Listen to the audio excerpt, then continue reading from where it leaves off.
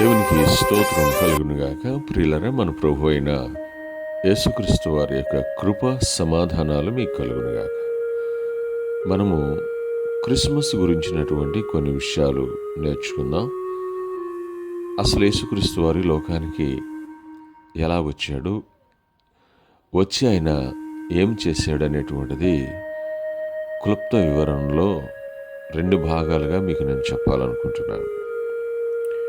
చూడండి, మలాకీ గ్రంథానికి మత్తయి సువార్తకి ఇంచుమించుగా 400 సంవత్సరాలు గ్యాప్ ఉన్నది. గ్యాపు అంటే అర్థం ఏంటంటే, దేవుడు ప్రవక్తల ద్వారా కానీ దేవదూతల ద్వారా కానీ ఎవరి ద్వారా కానీ మాట్లాడలేదు. 400 సంవత్సరాల్లో ఏమైంది అనేటువంటిది మనం చూస్తే, గ్రీకు రాజ్యం స్థాపించబడింది. గ్రీకు రాజ్యం స్థాపించబడిన తర్వాత 330 నుంచి పైబడి 330 పైబడి సంవత్సరాలు వారు పరిపాలన చేశాడు. ఆ తర్వాత క్రీస్తు పూర్వం 60వ సంవత్సరంలో రాజ్యాన్ని రోమ్ హస్తగతం చేసుకొని పరిపాలన చేయటం ప్రారంభించారు. వారి తర్వాత పరిపాలన చేస్తున్నటువంటి పరిస్థితుల్లో 60వ సంవత్సరంలో వారు రావటం జరిగింది. ఇశ్రాయేలు దేశాన్ని, యూదా వారిని ఏలుతున్నారు.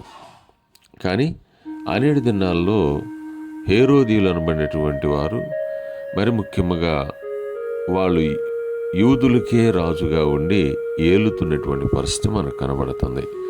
రోమా సామ్రాజ్యానికి వ్యతిరేకంగా అనేక మంది యూదా మతస్థులు లేచి ఆ రాజ్యం పోవాలి, క్రీస్తు అనబడినటువంటి మోషే చెప్పినటువంటి ప్రవక్త వస్తాడు, పరిపాలన చేస్తాడు, రాజు అయి ఉంటాడు అని ఆ రాజ్యానికి వ్యతిరేకంగా, అంటే రోమా ప్రభుత్వానికి వ్యతిరేకంగా పోరాడుతున్నటువంటి వాళ్ళు ఉన్నారు.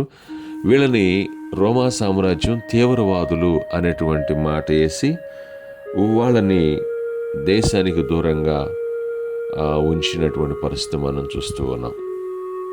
అయితే ఒక విషయాన్ని ఇక్కడ మీరు గమనించుకోవాలి. ఆనేడు దినాల్లో శాస్త్రులు ఉండేటువంటి వారు, అంటే ధర్మశాస్త్రం తెలిసినటువంటి వాళ్ళు. ఆ తర్వాత న్యాయాధిపతులు అనగా శాస్త్రం తెలిసినటువంటి వాళ్ళలో న్యాయాన్ని తీర్చేటువంటి వారుగా వీళ్ళు కూడా ఉన్నారు. పరిచయులు, సద్దుకాయలు అనబడినటువంటి వాళ్ళు ఉన్నారు. ఈ విధంగా ఉండేటువంటి పరిస్థితుల్లో సన్హెద్రిన్ సభ అని ఒక సభ ఉంది.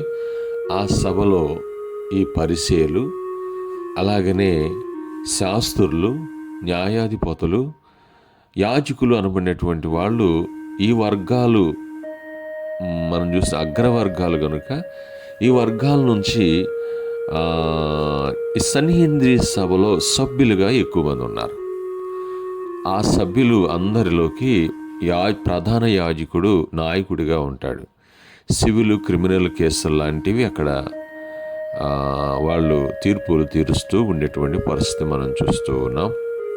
అంత మాత్రమే కాదు, ఈ యొక్క యూదా మతానికి సంబంధించినటువంటి యూదులు ఏం చేశారంటే ఇంచుమించుగా 480 సమాజ మందిరాలు కట్టారు.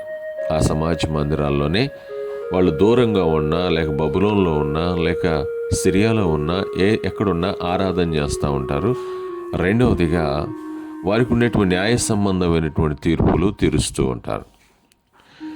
అయితే న్యాయాన్ని అన్యాయం చేసి దేవాలయాన్ని అడ్డం పెట్టుకొని డబ్బు సంపాదిస్తూ చీకటి పరిపాలన, చీకటి జీవితాలు జీవిస్తున్న రోజులవి.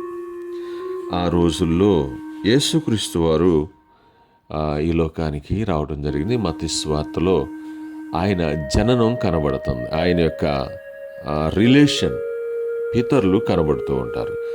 ఆ రిలేషన్, ఆ పితరులు పాత నిబంధనకి క్రొత్త నిబంధనకి మత్తయి సువార్త ఒక బ్రిడ్జిగా, ఒక వంతెనగా కనబడతా ఉంటుంది.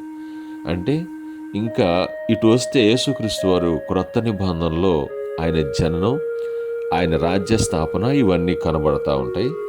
అటు వెళితే ప్రవక్తలు, ధర్మశాస్త్రం మనకు కనబడతా ఉంటుంది. అయితే విషయం ఏంటంటే ఇక్కడ మొదటి అధ్యాయము వంతెనలా కనబడితే రెండవ అధ్యాయములో మనకేం కనబడుతుందంటే యేసుక్రీస్తు వారు యూదుల రాజుగా పుట్టాడు అంటూ జ్ఞానులు అనబడినటువంటి వాళ్ళు వచ్చి మాట్లాడటం జరిగింది. ఎక్కడున్నాడు ఆయన పూజించడానికి వచ్చాం. రాజ్యము స్థాపించేటువంటి రాజు పుట్టాడు. మొదటిగా రాజు పుట్టాడు. ఆ రాజు రాజ్యాన్ని స్థాపించాలి. మరి ఇప్పటి వరకు ఉన్నటువంటి రాజ్యం ఏంటిదంటే అంధకార సంబంధమైన అధికారంతో కూడినటువంటి సాతాను యొక్క రాజ్యం. ఒక విషయం గుర్తుపెట్టుకోండి, దేశం అంటే మట్టి కాదోయ్, దేశం అంటే మనుషులోయ్ అన్నారు కవులు. అయితే నేనేమంటానంటే దేశం మొత్తము పాపం చేసి నీతిమంతుడు లేకుండా అందరూ కూడా పాపులై జీవిస్తున్న పరిస్థితుల్లో సాతాను హస్తగతమైంది. ఇప్పుడు యేసుప్రభువు వారు రాజుగా పుట్టాడు కనుక ఆయనకి రాజ్యం కావాలి. ఆయన రాజుగా పుడతాడని ప్రవక్తలు చెప్పారు. కనుక రాజ్యం స్థాపించడానికి కోసమే ఈ లోకానికి వచ్చినటువంటి వాడు. అది నీతి రాజ్యం, నీతి రాజ్యం, పవిత్రమైన రాజ్యం, నీతిమంతులు ఉండేటువంటి రాజ్యం స్థాపించడానికే యేసయ్య ఈ లోకానికి వచ్చాడు. ఆ రాజ్య స్థాపన కోసం ఆయన ప్రయాసపడ్డాడు. ఆయన ఉద్దేశాలు ఈ లోకానికి చెప్పాడు. దేవునికి స్తోత్రం.